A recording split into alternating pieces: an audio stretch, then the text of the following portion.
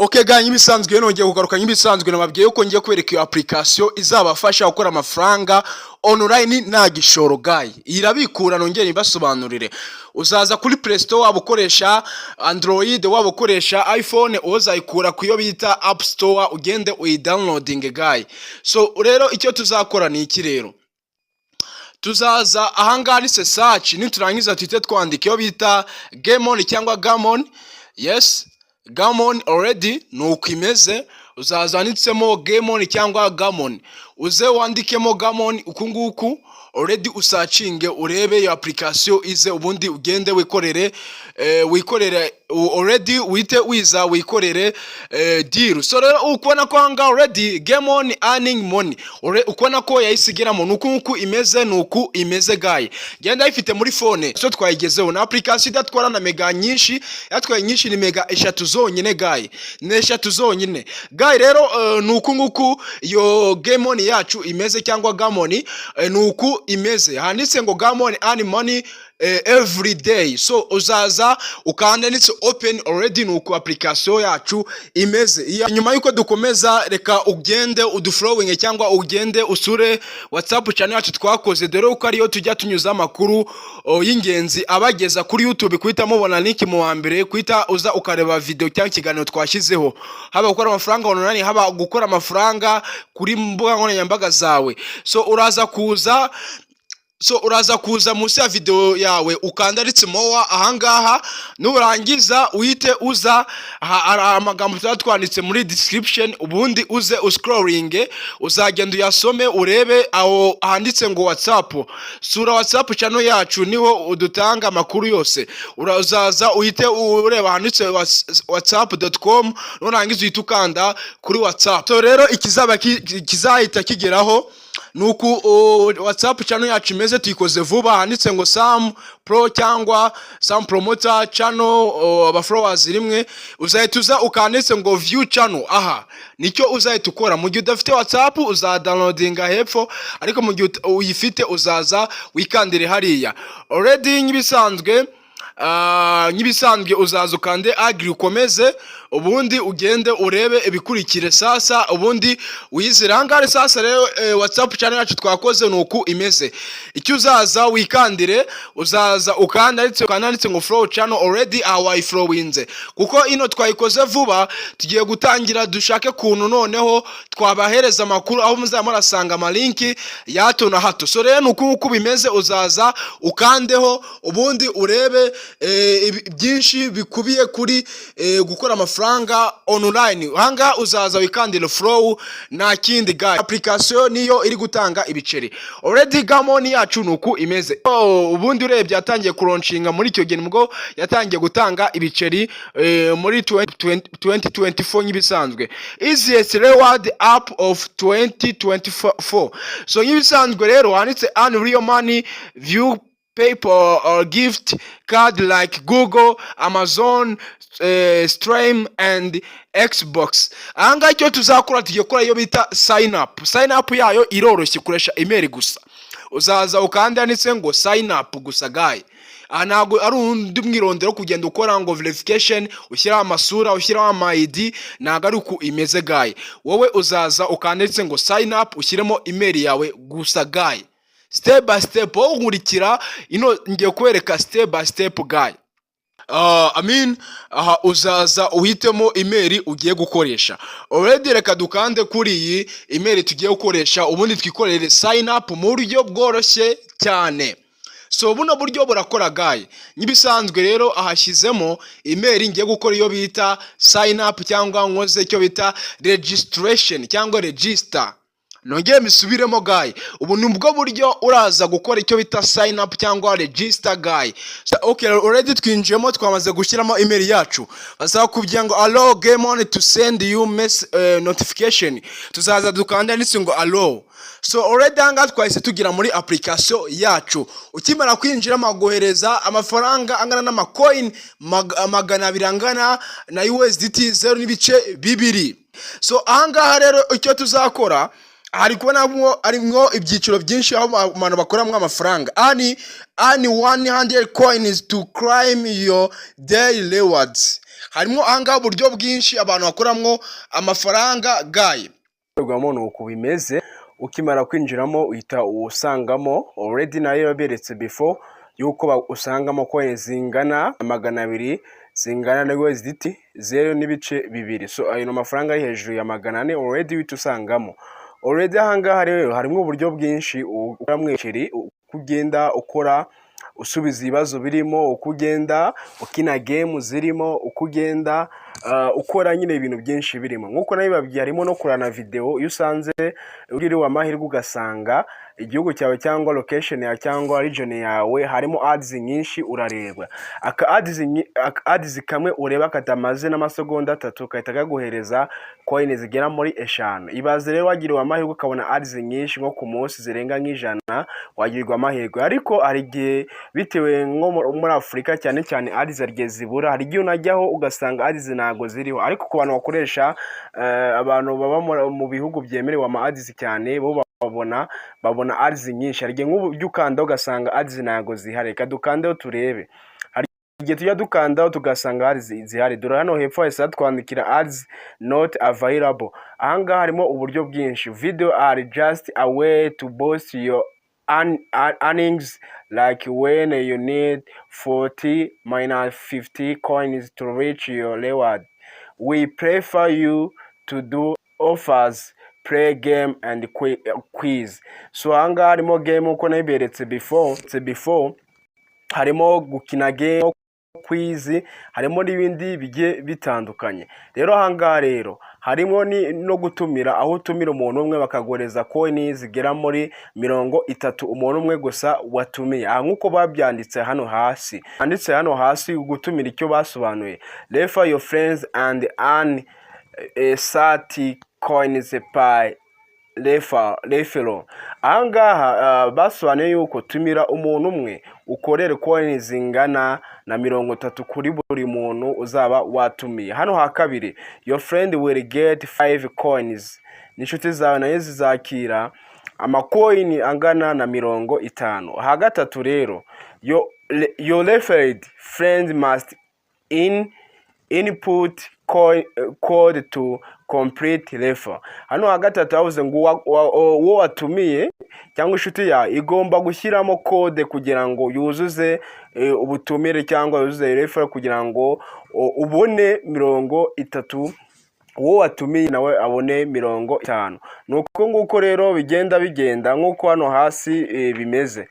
So rero code nkuko nabibabwiye, code buriya ni ingira ahangaha. Naraza kugenda mu joining, ariko ndaza kwibashyirira haba muri WhatsApp channel cyangwa muri description, already ndaza kwishyiramo. Ahangaha rero kugira ngo wakire izo coin zingana kugira wakire izo coin zingana na 50, nuko nyine uraza gushyiramo iyo code already wayisanga muri description, wayisanga muri WhatsApp channel, uraza guterwa naho uraza kwikura. Ahangaha rero akashyiramo code wanumiye, nge already ninyishyiramo bahita bameneza coin zingana 50, wanumiye bahita bamuhereza 30. Nuko bigenda. Ngiye kuza nshyiremo hano handitse hano nkuko babivuze input refer code.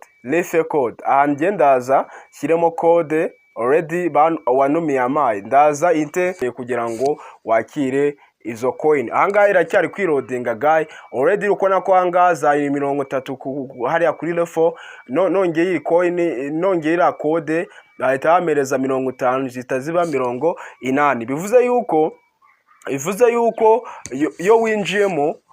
Okay, ahangaha bahise bambwira, you received 50 coin credit to your account. Already coin zagiye kuri account yawe. Aha rero nkuko nabikubwiye, already yutumiye umuntu, wowe utumiye umuntu,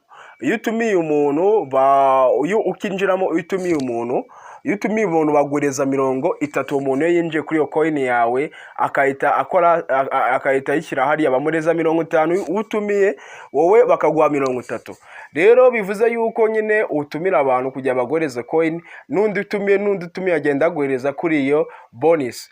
Coin zacu zise zijya hariya ubundi zise zivanga n'izindi, ukona ko zari coin 410 zisiba 460. rero ni coin uku abantu bagenda bakora coin zabo gahoro. So rero ahanditse ngo day missions harimo uburyo bwinshi bitewe na mission agiye completinga already. Ahangaha ku munsi ukona ko already ngiye kwita nkora crime. Ahangaha handitse coin 10 one day, angiye kuza itema kanda ubundi ihite nuzuza iriya ziriya coin zanjye zikomeze zijyeho zimeze neza guy. Ahangaha impamvu nkoze yino boro, hari abantu banyandikiye bambwira ngo iyo nabahaye before ngo nagikora neza, ngo gukoreraho ibiceri ngo biragorana, ngo ugasanga irageze nago umuntu ngo abasha kuba yakoreraho ibiceri ngo mu buryo bworoshye, ariko ingi iroroshye. Ahangaha ati n'abasambira you have received 10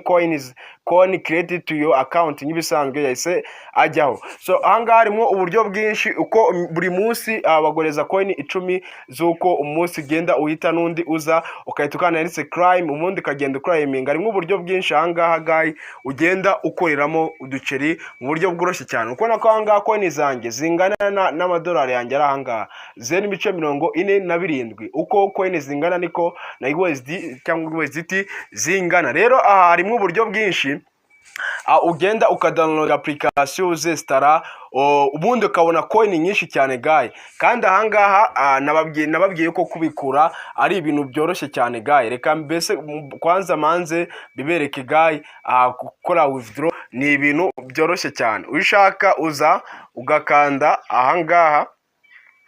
Okay, withdraw ni ibintu byoroshye, uza ugakanda ndetse munsi ndetse withdraw ni ibintu byoroshye cyane kuko ino ni ifite uburyo bworoshye cyane. Aho ukoresha PayPal cyangwa crypto, dore yuko abantu bo muri Afrika bakunze gukoresha iyo bita crypto na PayPal. Ahangaha rero crypto, umuntu ufite ukoresha crypto ahangaha kugira kuri momo murabizi ko ari urucabana. Uhitamo iyo ushaka, haba Bitcoin, haba Dog, haba Ethereum. Uhitamo iyo ushaka bitewe n'iyo ushaka.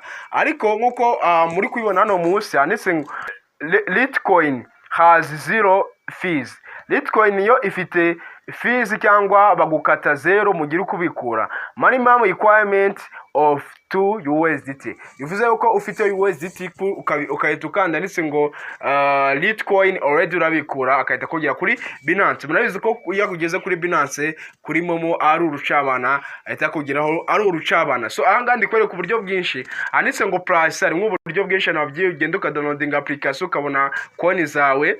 Aha nuko ugenda ukora ibibazo bya hato na hato ukabona coin zawe guy. Ahangaha kuri handitse price ukora bibabwiye harimo kura video, harimo gukina game no gusubiza ibibazo handitse quiz. Kandi ibibazo boneka ahangaha ni ibibazo by'ubwenge byo muza musanzwe babikenewe. Nk'urugero hari ibibazo nigeze gukora nsanga ari mu ibibazo bakubaza ese umuperezida wayo wa mbere wo muri Amerika ni uwuhe, kandi ugasanga utanamuzi, ugasanga icyo kibazo yakikwigisha n'ubutakizi. Kandi harimo uburyo bwinshi ikibazo gitsinzwe urakomeza bakagoreza n'ibindi. Ana wese na game handitse game uko nababwiye. Rero harimo quiz, akabamo video, ukora video kwinjiza coin nuko wakusubiza ibibazo nuko wakina game. So hano iyo dukanza no kuri game already tutatugira ahantu hameze uku nguku. Harimo game ukina bitewe n'iyo ushoboye. Nubuzi gukina basket urayikina, nubuzi gukina yitwa load rama game, nubuzi gukina bita frit shelf game, nubuzi gukina yitwa sant game. Nandi azikwereka ukuntu imeze. Ahangaha rero scroll 249 in any of the above games to claim 30 coins. Tsinda amanota 149 muri game ziri hejuru kugira ngo winjize coin zingana na 30. Aha rero uza ugahitamo game ushaka gukina. Niba ukina basket, niba urakina road rama game, niba urakina izindi zose ushoboye. Harimo rama game, harimo kwa kundi ugenda ufata imyambi ugenda urasa. Harimo uburyo bwinshi kabisa game ugenda urasa kaburetse nawe ugende makande mbe zimeze. Ngiye kugenda mbere ka step. Okay, hariya rero ndi kubereka iyo bita okay okay iriya ni ndi kubereka niyo bita Lord Rama, Nyagasani Rama okay nk'ibisanzwe iyo bazanye ads ukandara hejuru ubundi gaskipinga kuri ko ari akaboro kameze nka plus cyangwa kameze nk'agakubo.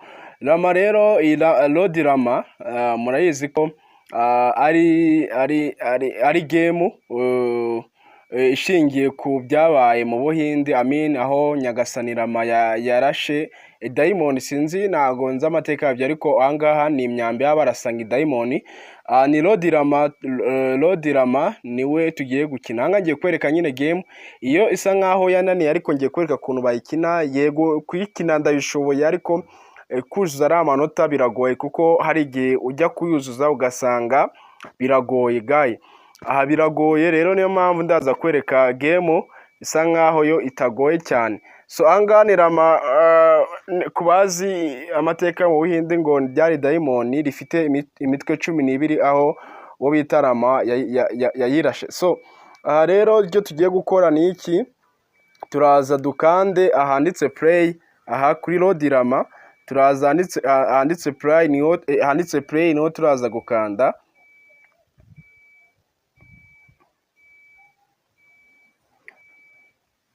Okay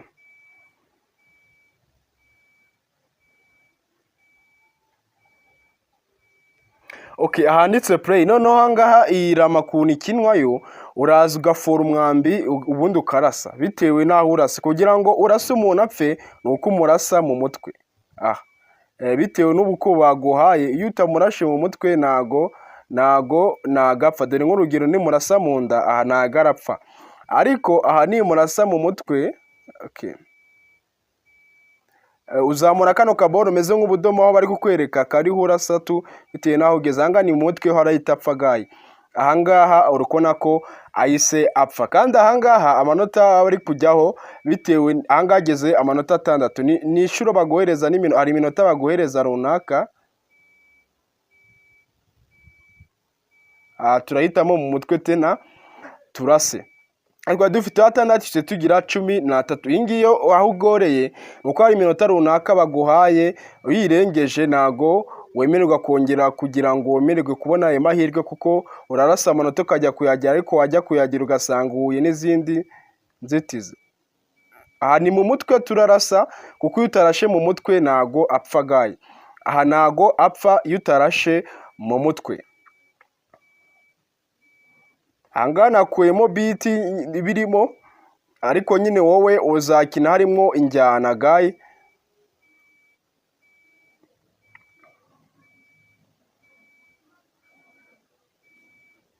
Hano ukurikiza ibikubaho biri kukujyana kariho urasira.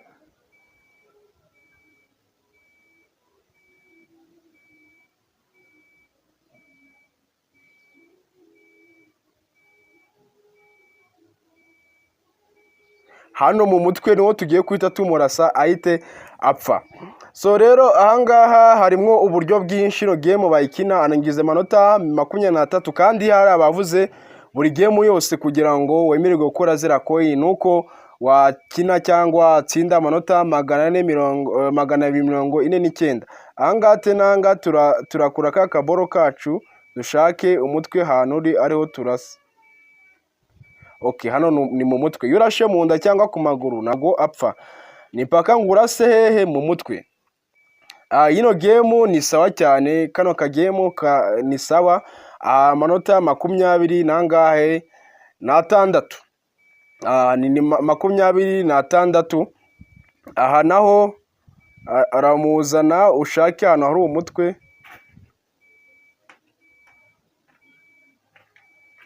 Na ahangaha 33.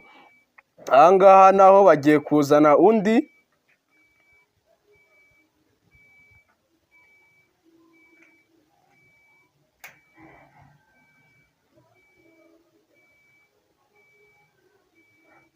Hano niturasa mu nda ntago arapfa, ariko hano nituza tukamurasa mu mutwe arahita apfa gayi.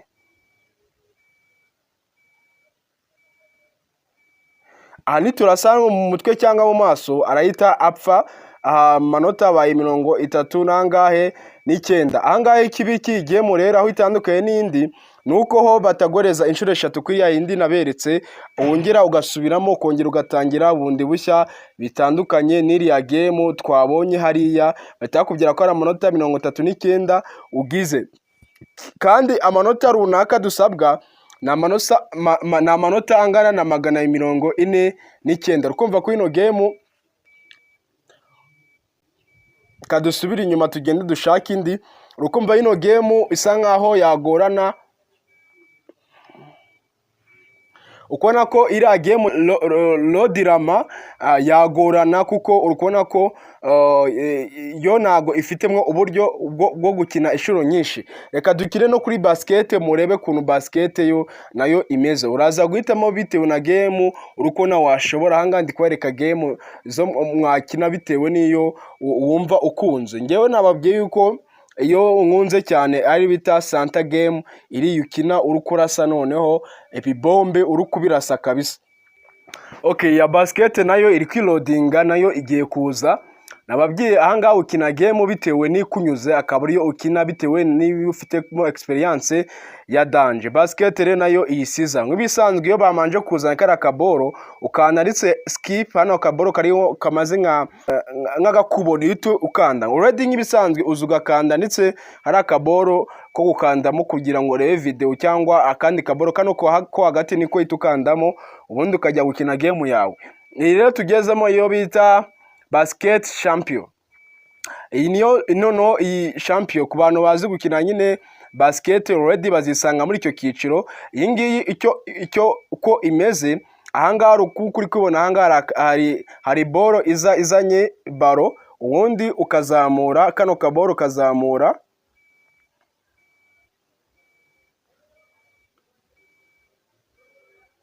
ugakubita umupira ukoreshe kano kaboro.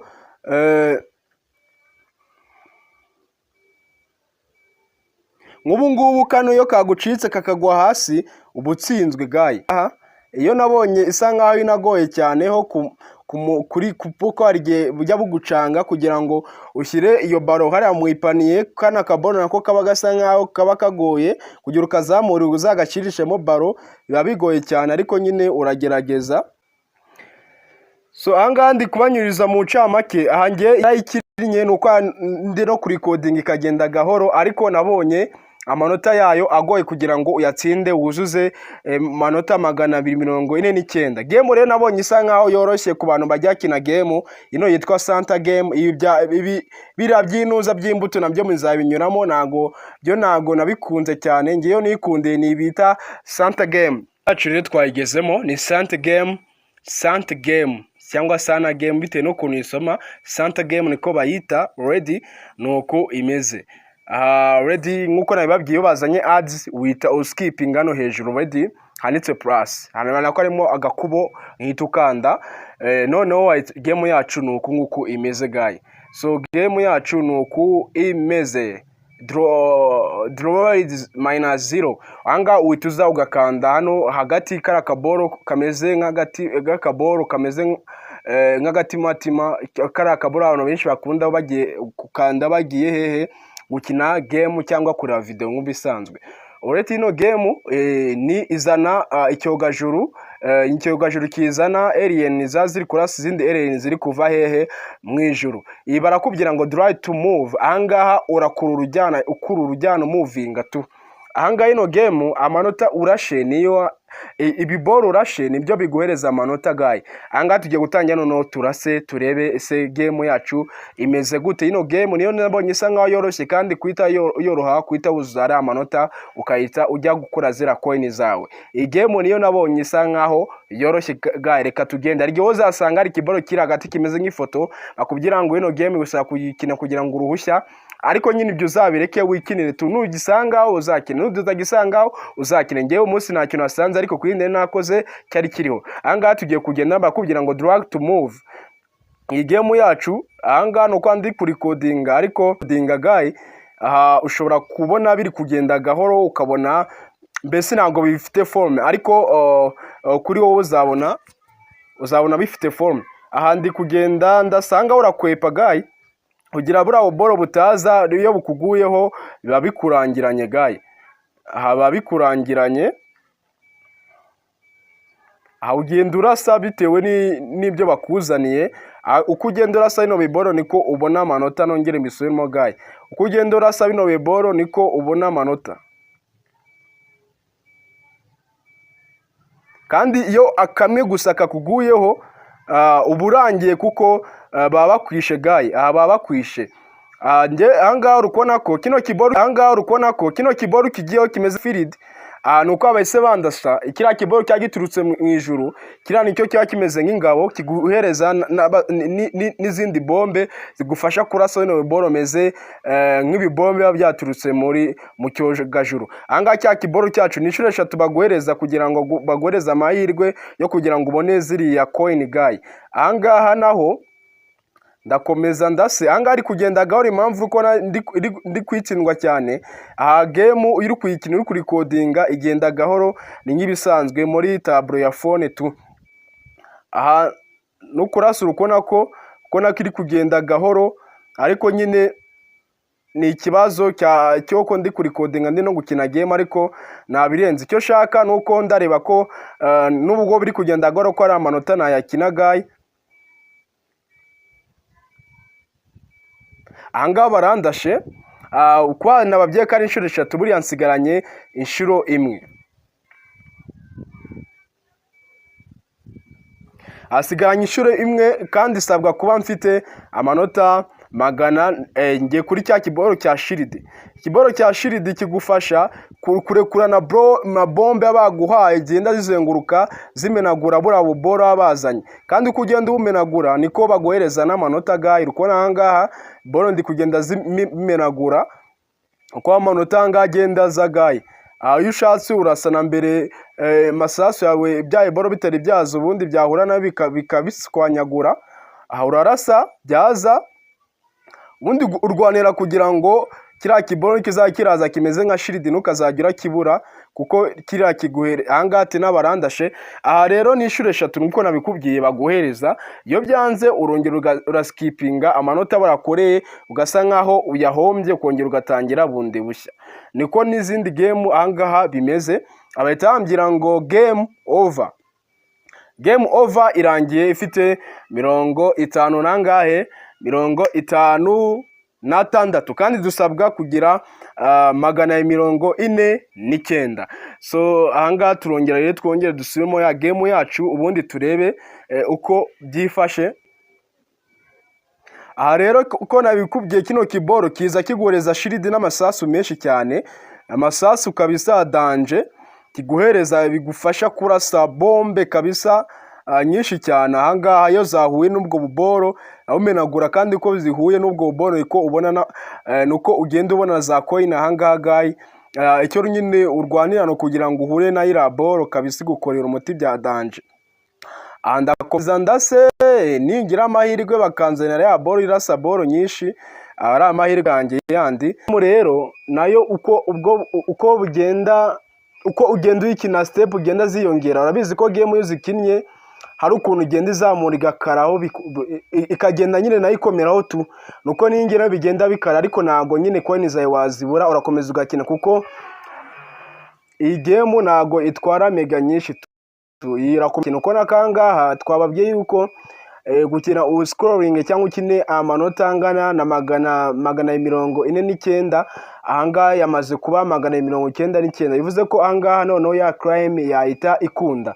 Aha icyo ukora usubira inyuma. Iyo wageze kuri aya manota nabagiye ahangaha, utusubira inyuma ukagenda ukande kuri game, noneho tite tugenda ture ya manota yacu twakinnye.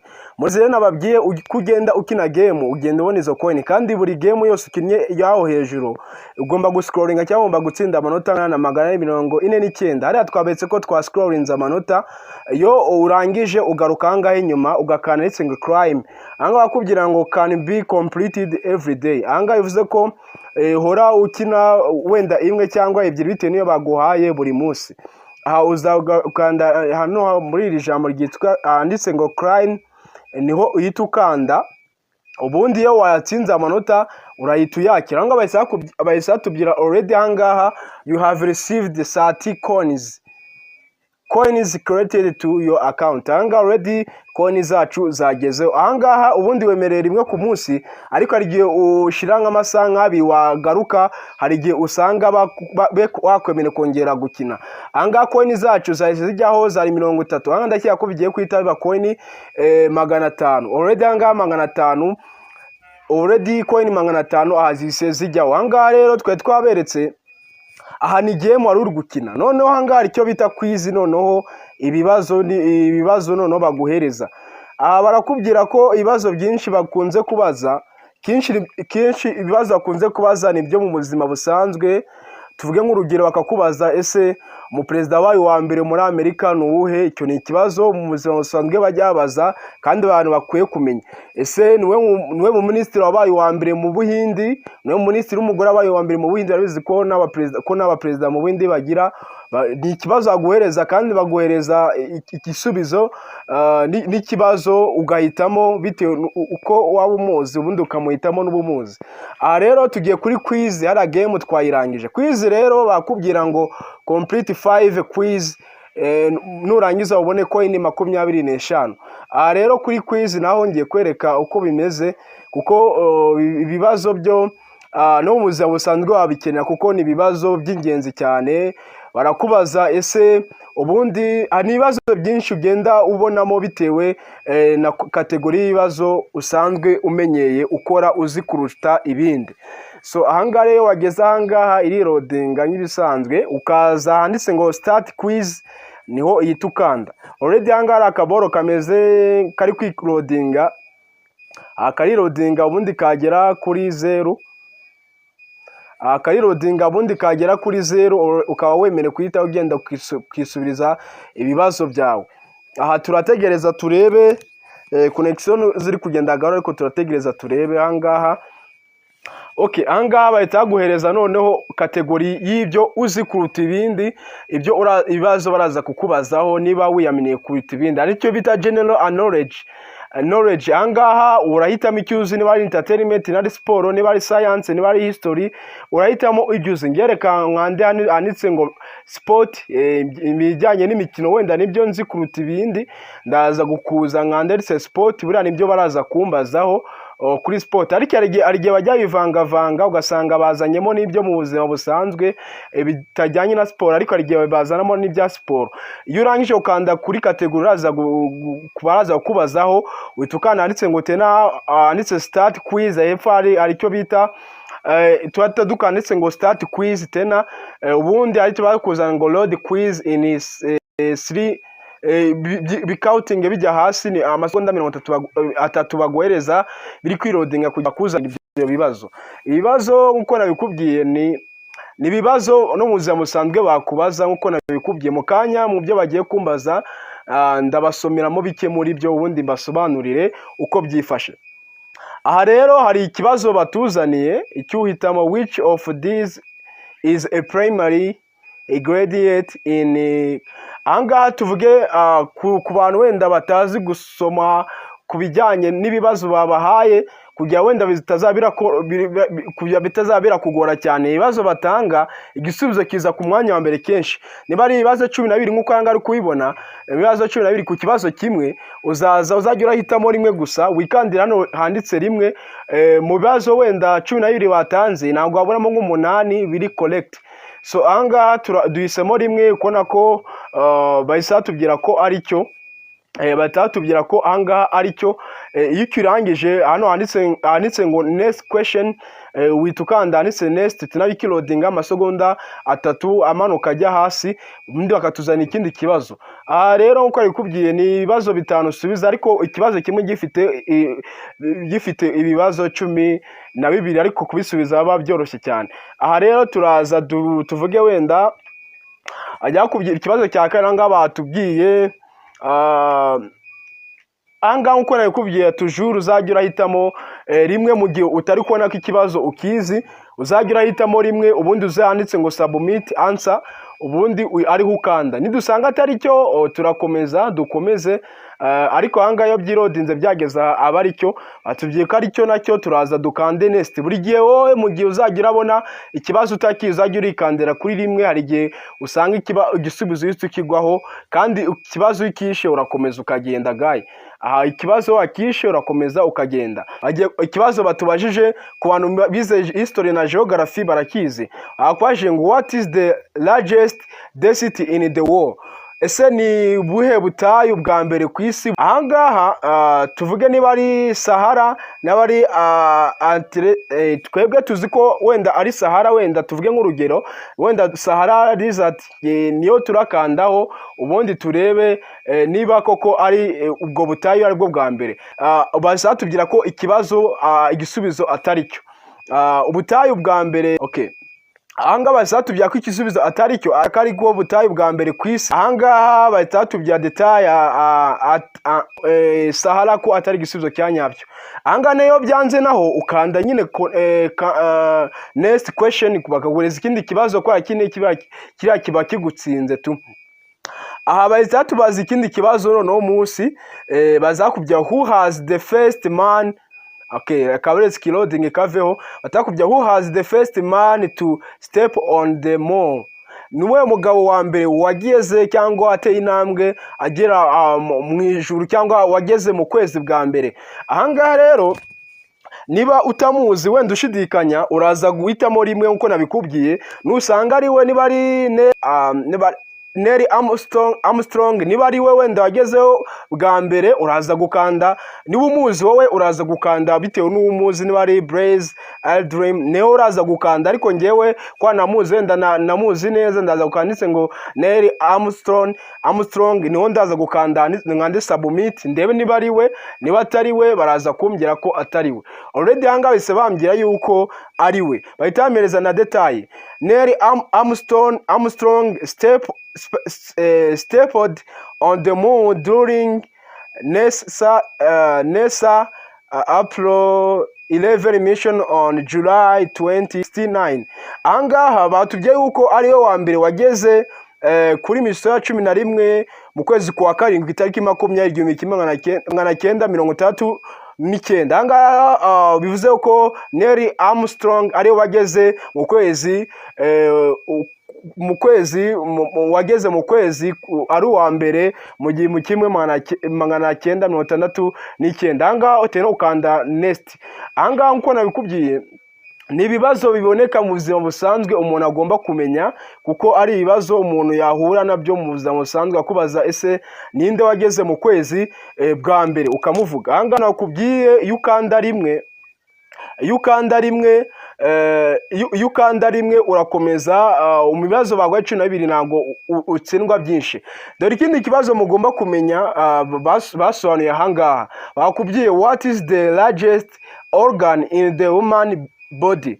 Abakwaje ese ni uruhe rugingo mu mubiri wa muntu. Ahangaha se bakubwiye ni liver, barakubwira ese ni uruhu. Ubundi kuri organe ya muntu cyangwa akaremangingo karekare cyangwa uruba bwa muntu dusanga ko ari uruhu, skin. Ahangaha tuzaza dukanda ndetse skin ubundi dukande submit, ko ni ikibazo umuntu azi ko uruhu ari rwo ruzima wa muntu. Already basatubya ko ari correct. Batakubya detail. The skin is the largest organ in the human body, covering and protecting the body from external factors. Ahangaha bakubyaho ko uruhu ariko kare mu buzima bwa muntu, kuko ariko rupfundikiye kandi runarinda ibiva ibyahungabanya umubiri biza ku mubiri. Ahangaha rero tuzaza dukande next question. Ahangaha nababyaye ibibazo bya muntu umuntu agomba kumenya ese nure rugingo rurere ku muzima ku mubiri wa muntu rurerure, twasanze ko ari uruhu. So ahangaha rero tena already okay batubwiye ahangaha what is the primary function of the white blood cell in the body. Iki kibazo ku muntu wize biology yahita akimenya. Barakubwira ngo to carry oxygen to fight infections. Ahangaha kwera ikibazo wenda ku muntu wize biology neza, I don't know sinzi kuntu bimeze, ngiye guhitamo cyo bita carry oxygen. Ngiye guhitamo carry oxygen niba wenda ikurura se. Ahangaha rero kwa wenda biology yanjye iri hasi basambira yuko wenda kwa nago ikibazo utakizi nyine uragisubiza utakizi nago wagisubiza utakizi. Ahangaha batatubya yuko iriya niba ari tukari oxygen atari cyo, batatubwira ko to fight infections.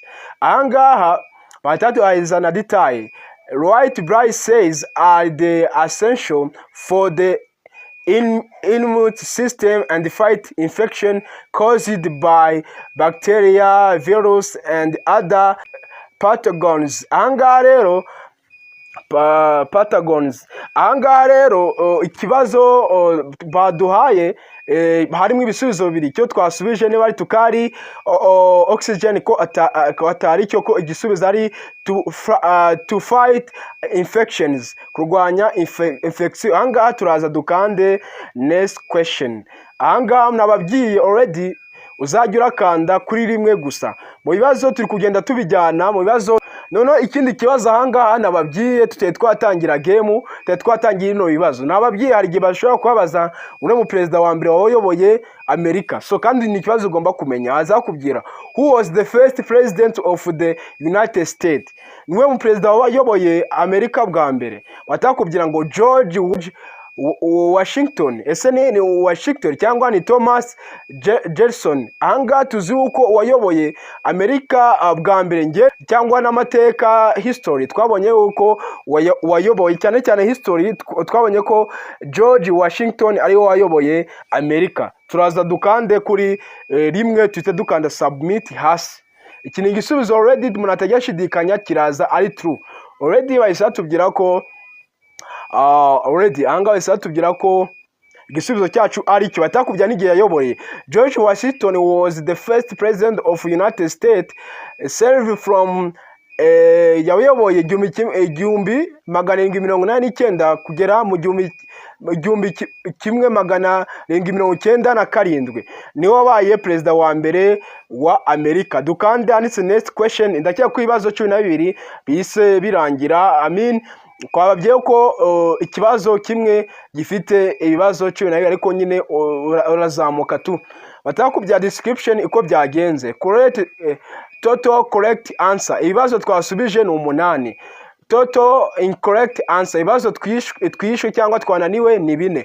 Uko nako iyo dukomeza tugakomeza nababwiye ko cyagiye nkomeza akagenda kuri rimwe gusa umunasubiye 9 nicwamo 3. Aha rero tugiye hanise submit hasi. Turaza dukande submit ubundi tugende baduhereze level ya kabiri. Level ya mbere kwa abari level 5 mbese ibibazo 5 bifite utubazo 12 ariko ugenda unyuramo uko nawe tuberetse. Ira level ya mbere isirangira. Ahangaha bakuzanire boro zimeze uku nguku uza ugakanda kora akaboro ko guskipinga no hejuru.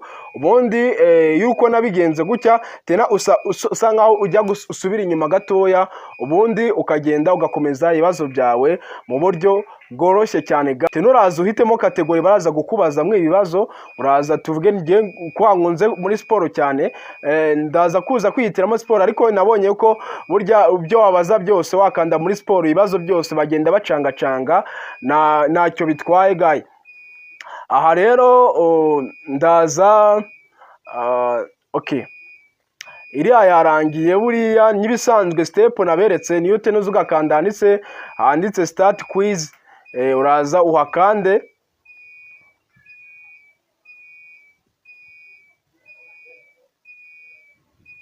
ngo video itaba ndende.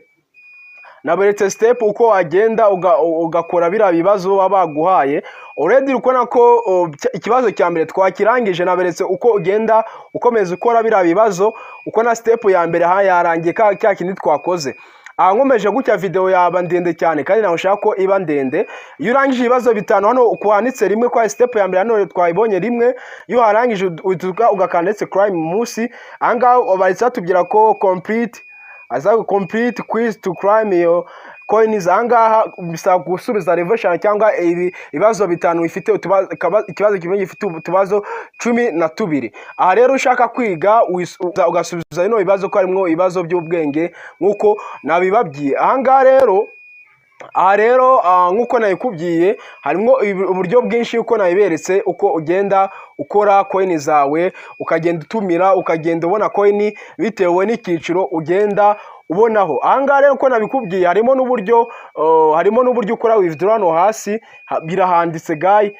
Ukora withdraw kuri PayPal, no kuri PayPal cyangwa kuri crypto, ugahitamo Bitcoin cyangwa Lithium n'ibindi bigiye bitandukanye.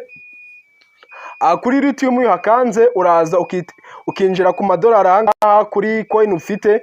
Ahangaha winjira coin amadolari ahangaha already ufite, bakahita kwandikira coin. Tuvuge wenda nafite amadolari 2 angana na coin 1888. Aza ukahita upestingamo address wallet ukuye kuri Binance, ubundi ukahita uza ugapestingamo iyo address ya Litecoin ukuye kuri Binance cyangwa Bitcoin cyangwa Ethereum iyo ukoresha, ubundi ukahita uza ugakanda hano submit, ubundi ukahita ubikura izo USDT cyangwa izo coin zawe. Harimo uburyo bwinshi nagiye mbereka guys. Hariya mu bibazo nanze gutinda cyane kuko wabonye ko ikibazo kimwe gifite utubazo 12 ukubona ko ntago nabivamo kenshi, video yaba ndende. Ndizera ko ino video yafashije. Reka twemeze tumenye byinshi, kanda subscribe ukande like, twemeze tumenye byinshi. Nzaza makora no video mbereka kuntu nongeye kubikura ko nakanga afite 500 angana na USDT 0.5, aya mu manyarwanda ari kurenga 700 guys. So nyibisanzwe rero ndakeka ko ino video yafashije. Reka tumeze tumenye byinshi, ndakunda cyane. It's your boss Sampro, ndakunda cyane. Imana ikomeze ibarinde.